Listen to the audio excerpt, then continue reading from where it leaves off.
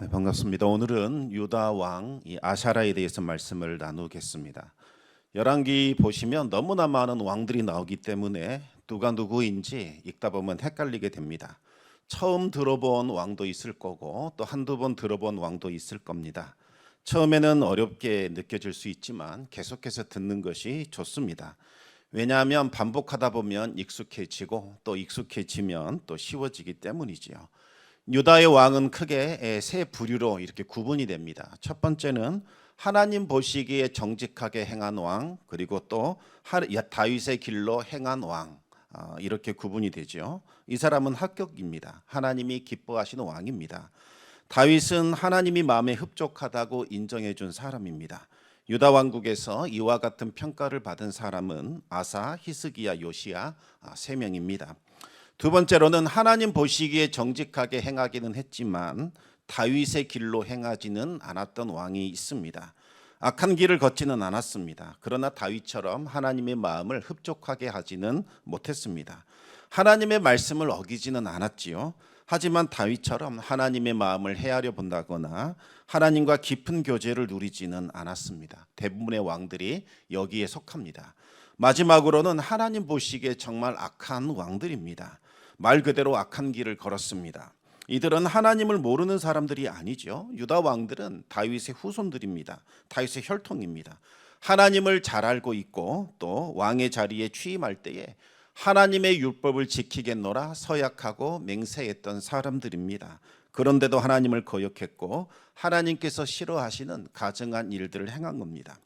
우리가 이렇게 열왕기를 쭉 묵상한 이유는 과거에 이런 일이 있었다, 지식을 알려는 것이 아닙니다. 왕들이 어떻게 하나님 앞에서 살았는가, 그리고 그들은 하나님께 어떤 평가를 받았는가, 그것을 살펴보기 위한 겁니다. 어떤 삶을 살았느냐, 그것은 개인의 자유지요. 하지만 그 선택에 대한 책임은 하나님이 반드시 묻습니다. 그들의 삶에 대해서 하나님이 평가하시고 하나님이 판단하시고 그에 따라 심판을 내리십니다.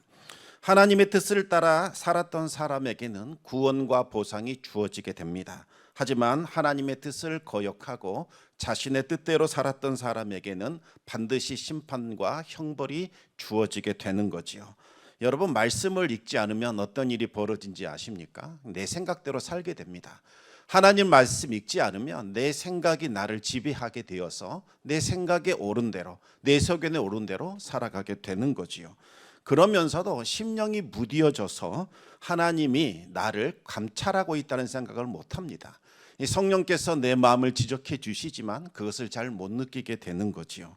하나님이 없다, 심지어 이렇게 생각하면서 내 마음과 내 뜻대로 살아가다가 결국에는 멸망의 길에 빠지게 됩니다.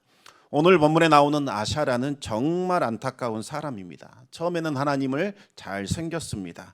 세상적인 기준으로 봤을 때에 정말 어마어마한 업적을 이룬 이 사람이기도 합니다. 하지만 여러분, 신앙생활이라는 것은 과거에 잘했다고 해서 되는 것 아닙니다. 끝까지 완주를 해야 합니다. 초심을 잃지 않고 겸손하게 하나님을 섬겨야 하지요. 하지만 아사랴는 그렇게 하지 못했습니다. 하나님께로부터 받은 그 엄청난 복을 받게 되자 교만해져 버립니다. 자신이 이루어 놓은 그 업적에 취해서 오만방자하게 되었고 절대로 넘지 말아야 할 그 금지선까지 넘어서게 됩니다. 결국 아사랴는 하나님의 진도를 받아 나병에 걸리게 되었고 비참한 최후를 맞이하게 됩니다. 이 아샤라에 대해서 한번 말씀을 나눠보겠습니다. 여러분 중에 아샤라 처음 들어온 사람이 많을 겁니다. 그런데 우시야 하면 들어봤다, 이런 분들이 계실 겁니다. 왕이 되기 전까지는 아샤라라는 이름으로 불렸습니다. 그런데 16살 공식적으로 이제 왕에 등극하면서부터서는 우시야라는 이름으로 불리게 됩니다. 이 아샤라 뜻은 하나님이 도우셨다, 이런 뜻인데 우시야는 하나님이 나의 힘이시다, 나의 도움이시다, 이런 뜻을 가지고 있습니다. 성경에는 아샤라보다는 우시야라는 이름이 더 많이 나오기 때문에 편의상 이제 우시야라고 한번 부르겠습니다. 우시야가 16살, 우리나라로 치면 한 중학교 3학년 이때쯤에 유다의 왕이 되어서 52년을 통치하게 됩니다. 16살이면 정말 어린 나이지요. 어린 나이에 왕이 될 수 있었던 것은 아버지 아마샤가 일찍 왕위에서 물러났기 때문입니다. 우시야가 이른 나이에 왕이 되어서 한동안은 아버지와 공동으로 통치하게 됩니다. 아마샤가 일찍 왕위에서 물러난 것 역시 교만해졌기 때문이지요. 하나님의 복을 받더니 교만해져서 기고만장하게 굴다가 넘어지게 됩니다. 이 아버지 아마샤 처음 왕이 되었을 때 정말 상황이 암담했습니다. 나라가 힘들었습니다. 그래서 아마샤는 온 마음을 다하여 하나님을 섬깁니다. 그러자 하나님께서 아마샤에게 복을 주셨고 백성들도 아마샤를 따르게 됩니다. 아마샤는 나라가 진정이 되자 이제 외부로 눈을 돌리기 시작합니다. 이 에돔이라는 나라가 과거에는 유다 왕국을 섬기며 조공을 바쳤는데 유다 왕국이 혼란해진 틈을 타서 독립을 선언하고 떨어져 나갑니다. 그 후로 계속해서 야금야금 유다 왕국을 쳐들어오기 시작하며 하나둘씩 땅을 집어삼키기 시작을 했습니다. 그동안에는 어찌할 바를 알지 못했지만 이제 아마샤가 힘을 얻게 되자 이 에돔을 향하여 이제 정복하는 전쟁을 치르게 됩니다. 하나님께 철저히 순종했기 때문에 하나님께서 아마샤에게 승리를 주셨습니다.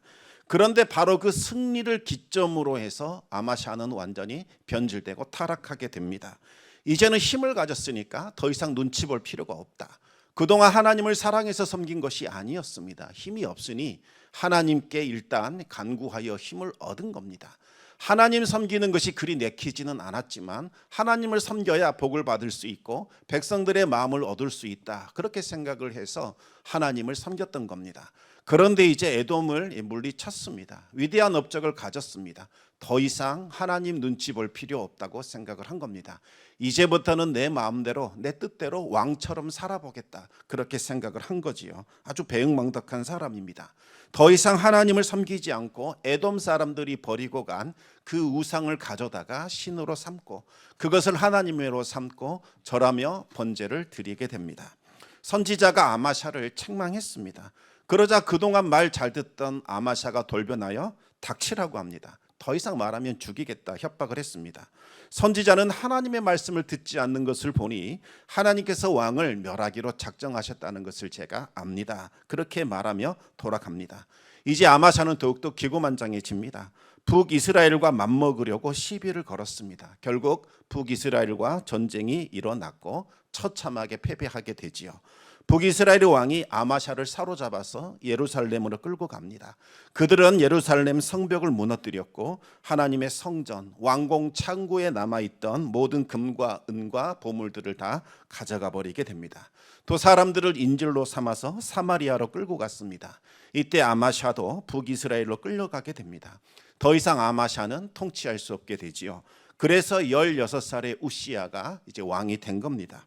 겉으로는 공동 통치였지만 실질적으로는 우시야가 통치를 하게 된 겁니다. 우시야는 총 52년간 통치하게 되었는데 24년은 아버지와 공동 명의로 통치를 했고 나머지 28년은 단독으로 통치를 하게 됩니다. 우시야가 왕이 되긴 했지만 16살이라 힘도 없고 지혜도 없고 경험도 없었습니다. 그래서 우시야는 하나님을 철저하게 의지하게 됩니다. 그러자 하나님께서 스가랴라는 사람을 보내서 말씀을 주셨습니다. 우시야는 스가랴의 가르침을 잘 따랐고 하나님 보시기에 바르게 행동을 하게 됩니다. 비록 다윗처럼 하나님을 전심으로 섬기지는 않았지만 하나님의 말씀에 순종을 했습니다. 하나님은 이와 같은 우시야에게 탁월한 지혜와 능력을 더하여 주셔서 단기간에 유다 왕국은 크게 번영을 누리게 됩니다. 일단 우시야는 생각해 보니까 이 에돔 땅 이곳에 이 항구 해안 지역에 항구를 하나 만들어 놓으면 좋겠다라는 생각을 하게 됩니다. 그래서 엘롯을 건축하게 됩니다. 이 엘롯은 이제 해상 무역을 하는 최적의 장소이자 거점이 됩니다. 그리고 여기에서부터 이제 무역로를 만들어졌습니다. 그러자 경제적인 부가 유다 왕국으로 조금씩 흘러 들어오기 시작을 했습니다. 돈이 들어오니까 이제 경제가 돌아가기 시작을 하는 거지요. 우시야는 경제적인 부를 허투루 사용하지 않고 무기 개발하고 또 무기를 사들여서 국력을 키웠습니다. 그리하여 이 주변의 땅들을 서서히 점령했고 그 점령한 곳마다 성읍을 건축해서 이제 주변 국가들을 감시하고 또 견제를 했습니다.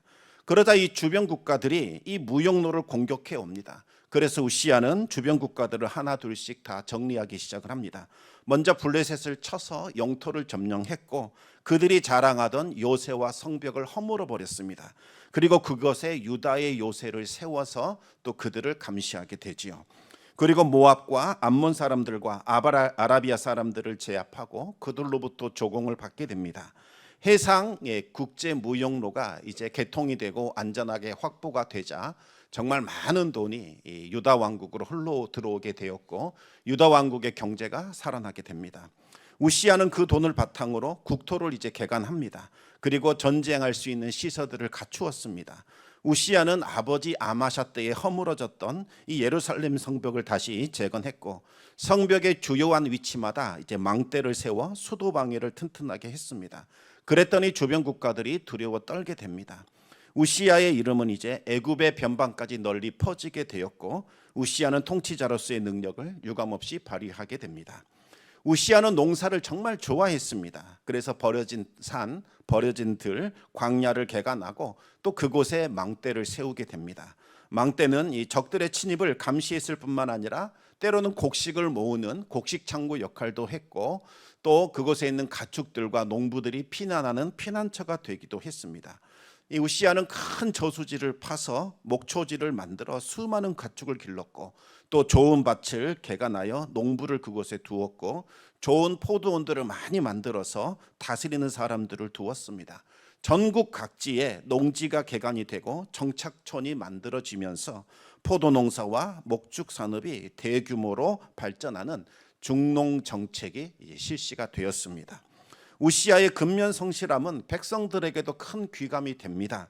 우시아는 싸움을 즐기는 호전적인 인물이 아니었습니다. 오락이나 향락에 몸을 맡기는 사람도 아니었습니다. 정말 정직하고 성실하게 열심히 농사일에 몰두를 하게 됩니다. 그러자 목초지가 많이 늘어났고 좋은 밭과 포도원이 생겨났습니다. 가축대가 급격히 늘어났고 밭과 포도원에서는 곡식과 열매가 많아지는 것은 당연한 일이지요. 수많은 사람들이 일자리를 찾게 되었고 유다 왕국에는 식량이 풍부하게 되었습니다. 우시아는 늘어나는 재정들 그리고 이와 같은 양식들을 바탕으로 해서 이제 상비군, 상설 군대를 이제 창설하기 시작합니다. 여러분, 나라의 재정이 부족할 때는 군대를 모을 수가 없습니다. 두고 싶어도 둘 수가 없죠. 그 사람들 먹여 살려야 하는데 돈이 어디에 있겠습니까? 당장 먹을 것이 없는데 어찌 군대를 두어 운용할 수 있겠습니까? 그래서 평소에는 사람들이 생업에 전념을 합니다.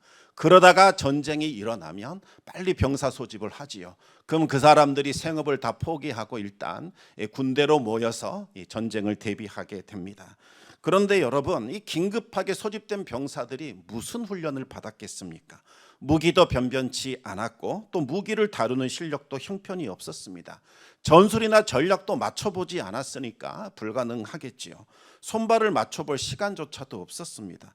급조된 그와 같은 상태로 대적들과 전쟁을 치렀기 때문에 승리를 거두기가 어려웠던 겁니다. 그런데 나라의 재정이 풍족해지고 먹을 것도 많아지자 이제 우시아는 상설 군대를 이렇게 만들게 됩니다. 이들은 왕실에 속한 친위대가 되지요. 그래서 군대의 행정 업무를 총괄하는 서기관을 두었고 병영을 총괄할 수 있는 병영장을 두었습니다. 그리고 체계적으로 편성한 후에 각 사람마다 임무를 맡겨 철저히 훈련을 시켰습니다. 공격조와 수비조를 나누어서 한 팀은 공격에 가담하고 다른 한 팀은 수도를 방어하고 지키는 일들을 시켰던 거지요. 이들의 숫자가 정말 많았고 모두 다 건장했고 싸움을 정말 잘했습니다. 이제는 어떠한 적들도 대면할 수 없을 정도로 강해졌고 그 누구도 함부로 싸울 수 없을 정도로 용맹해졌습니다. 우시아는 병사들에게 칼과 창과 활과 물매와 같은 각종 무기를 다 제공해 줬고 방패와 투구와 갑옷과도 같은 방어 무기를 주어 전투력을 상승시켰습니다.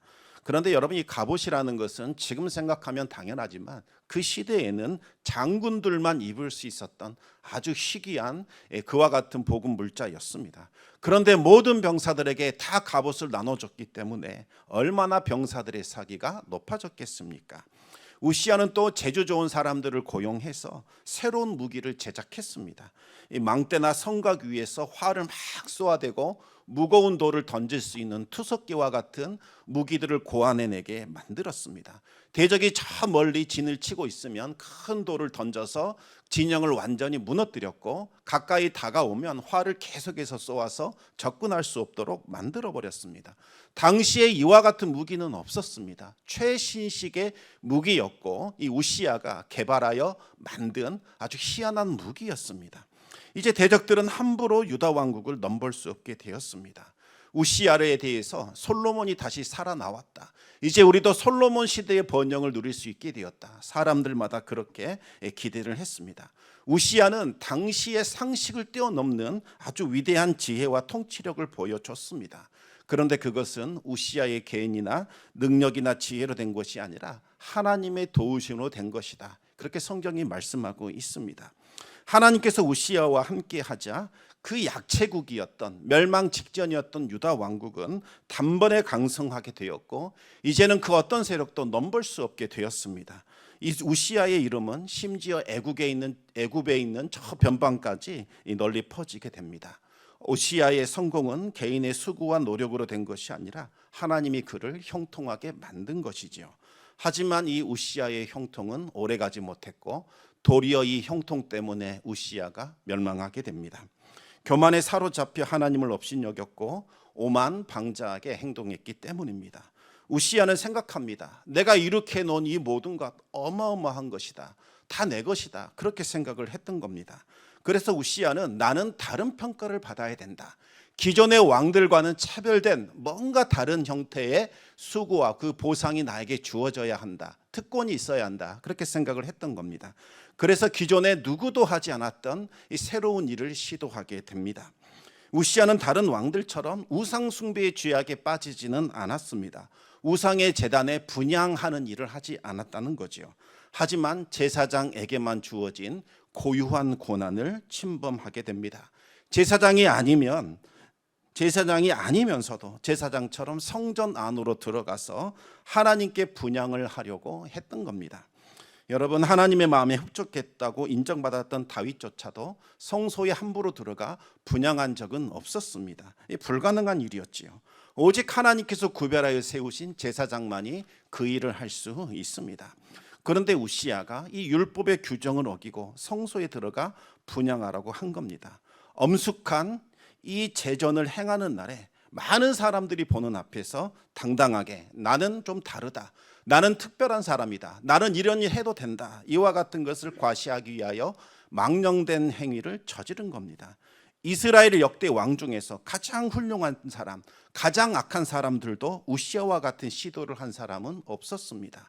율법이 엄격하게 금지하고 있었고 예외적인 조항조차도 없었고 그와 같은 전례도 없었습니다. 우시야는 제사장들이 딱 보니까 분향하는 절차나 방식이 못마땅하게 느껴졌습니다.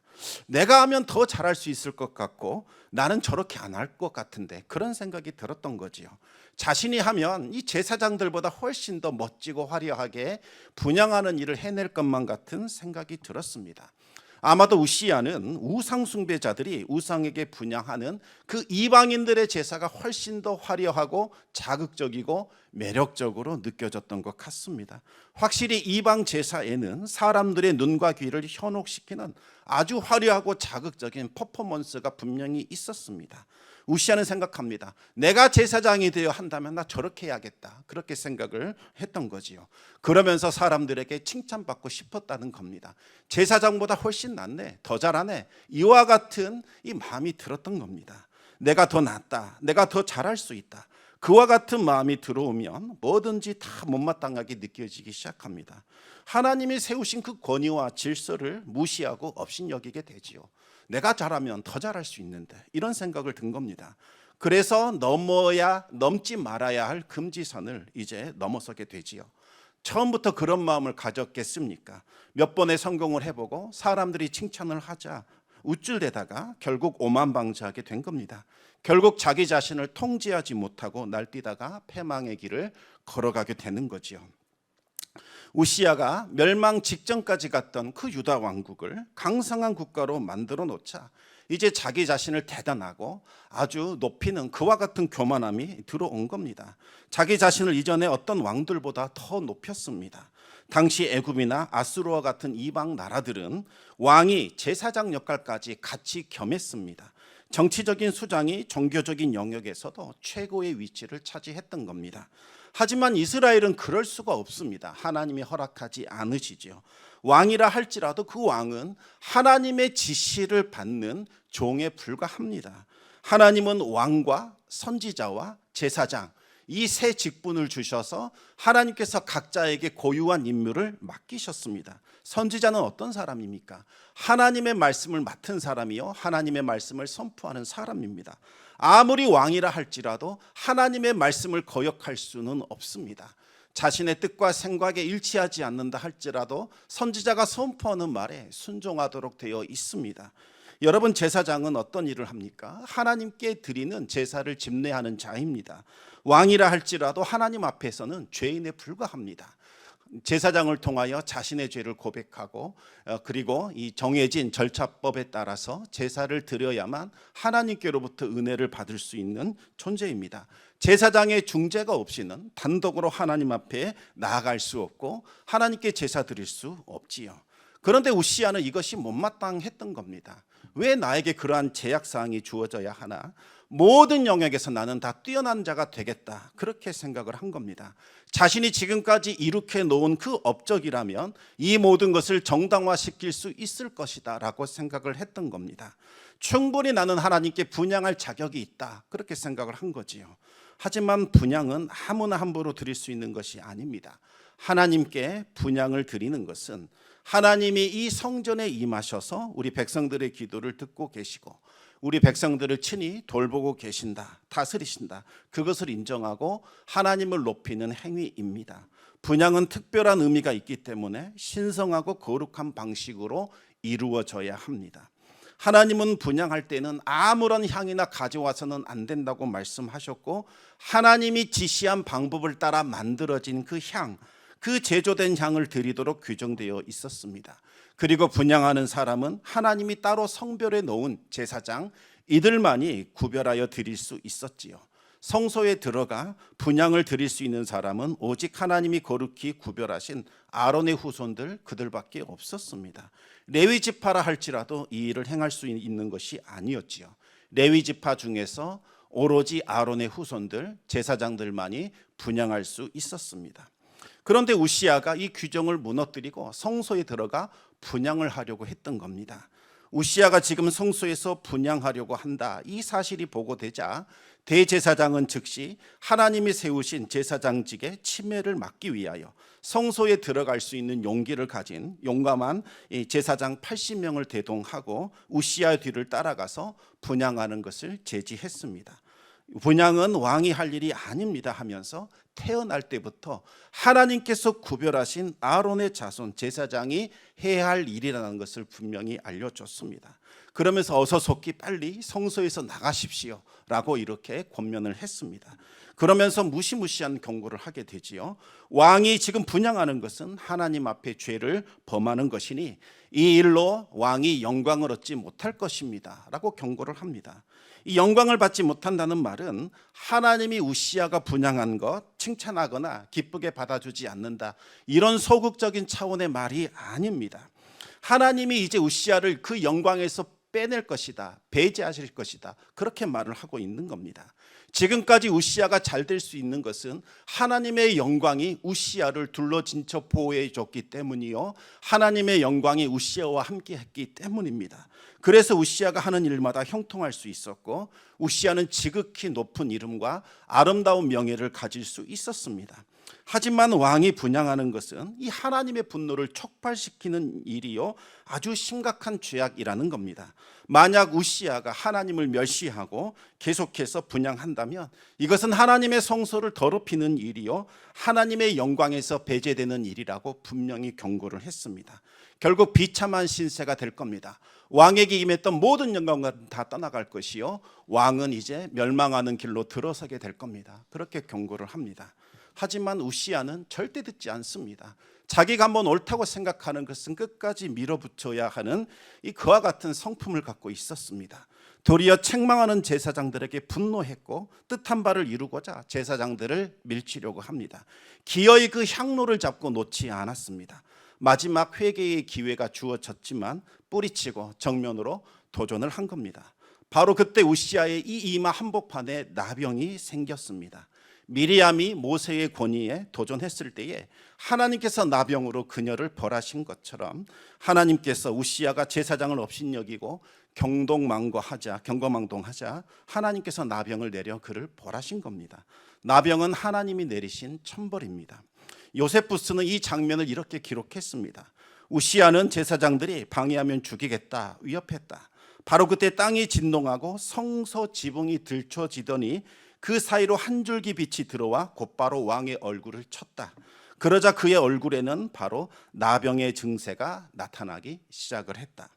여러분, 제사장의 권한 중에 하나가 뭔지 아십니까? 나병 진단하는 겁니다. 나병을 확인한 후에 나병 환자로 선언할 수도 있고 완쾌된 사람을 진찰하여 이 사람은 나병에서 벗어났다, 이렇게 선포할 수 있는 권세가 있었습니다.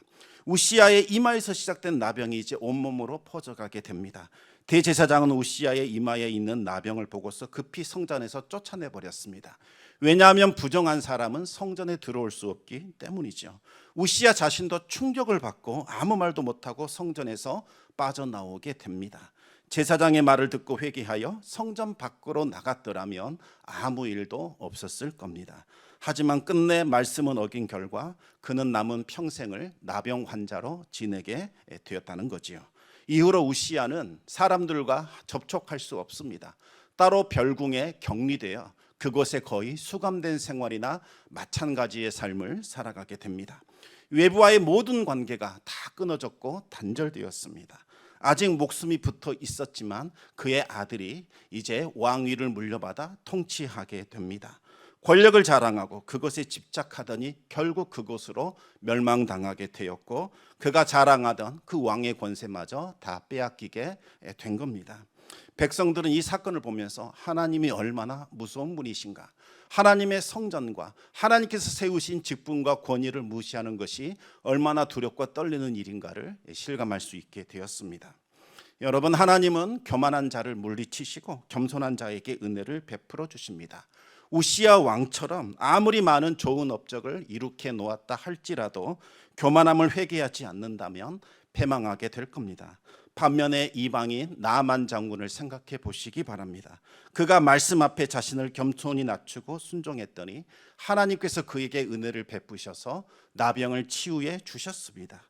이방인이라 할지라도 하나님 앞에 겸손하면 복을 받습니다. 그러나 하나님의 백성이라 할지라도, 이전에 하나님께 쓰임받았다 할지라도, 많은 업적을 이루어 놓았다 할지라도 하나님 앞에 교만한 마음을 품게 되고 오만방자하게 행동하면 결국 진노와 형벌을 받게 된다는 겁니다. 우시아는 나병이 걸린 사건을 통하여 교만함을 회개하고 하나님 앞에 겸손해졌을까요? 그렇지 않은 것으로 추정이 됩니다. 오늘 본문 7절을 보시면 우시아가 다윗성의 조상들과 함께 장사되었다, 이렇게 기록하고 있습니다. 마치 선조들과 함께 무덤에 묻힌 것으로 그렇게 해석할 수 있는데 역대하를 보면 조금 더 구체적으로 나옵니다. 우시아는 하나님의 성전에 들어가지 못합니다. 평생도록 끊어진 채로 살았습니다. 다시 말하면 하나님께서 진노를 거두지 않으셨다는 거지요. 왜냐하면 우시아가 회개하지 않았기 때문입니다. 결국 왕실의 묘실에 들어가지 못하게 됩니다. 묘실 바깥들에 홀로 묻혀지게 되었다는 겁니다. 다윗의 계보를 이어가는 왕으로서는 적합하지 않다, 그는 배제되었다, 이것을 성경이 보여주는 겁니다. 세상은 이렇게 판단합니다. 이 사람이 어떤 업적을 이루었는가, 얼마나 많은 소유를 거두었는가, 얼마나 많은 것을 누리며 살았는가, 이것을 중요하게 여기면서 그것으로 사람을 평가하지요. 그 기준대로라면 이 우시아는 큰 업적을 이룬 위대한 왕으로 평가받게 될 겁니다. 하지만 하나님은 업적 보지 않으십니다. 겸손히 하나님과 동행했는가, 하나님 앞에 순종했는가, 이것을 보시는 겁니다. 교만함을 내어 버리고 겸손히 하나님과 동행하시기 바랍니다. 하나님 안에 거하시기 바랍니다. 그러면 복은 저절로 들어오게 되어 있습니다. 하나님은 겸손한 자에게 은혜를 베푸시는 분이시기 때문입니다. 우리가 억지로 노력하지 않아도 애쓰지 않아도 하나님과 동행하면 겸손하게 하나님 앞에 엎드려 순종하면 하나님은 그 사람을 일으켜 세워주시고 놀라운 복을 부어주십니다. 그런데 그 받은 은혜 때문에 교만해진다면, 이제는 하나님 없이 내 마음대로 살겠다 생각한다면 그에게는 화가 미치게 된다는 겁니다. 우리 이 시간 말씀을 기억하면서 하나님 앞에 겸손한 자로 그렇게 세워지기를 바랍니다. 이 시간 우리 함께 찬송하겠습니다. 하나님이 원하시는 것은 하나님 안에 거하는 거지요. 하나님과 동행하는 겁니다. 우리에게 어떤 위대한 일을 이루라, 성취하라, 대단한 성과를 내라, 이것 원하지 않으십니다. 하나님은 우리가 하나님과 동행이 겸손하며 하나님 안에 거하며 하나님과 함께하는 것을 원하십니다. 우리 함께 찬송하겠습니다. 나의 안에 거하라.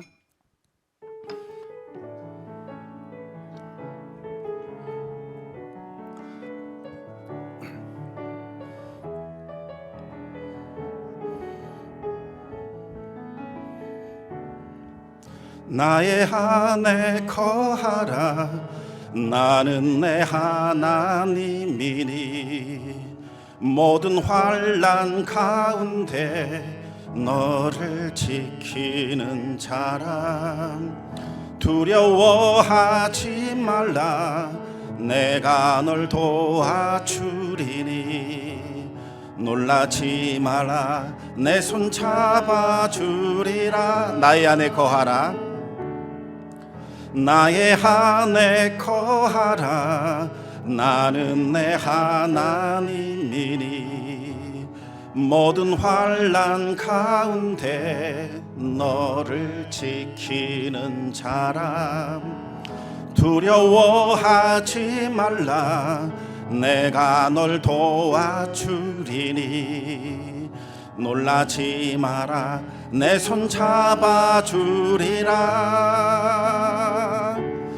내가 너를 지명하여 불렀나니 너는 내 것이라.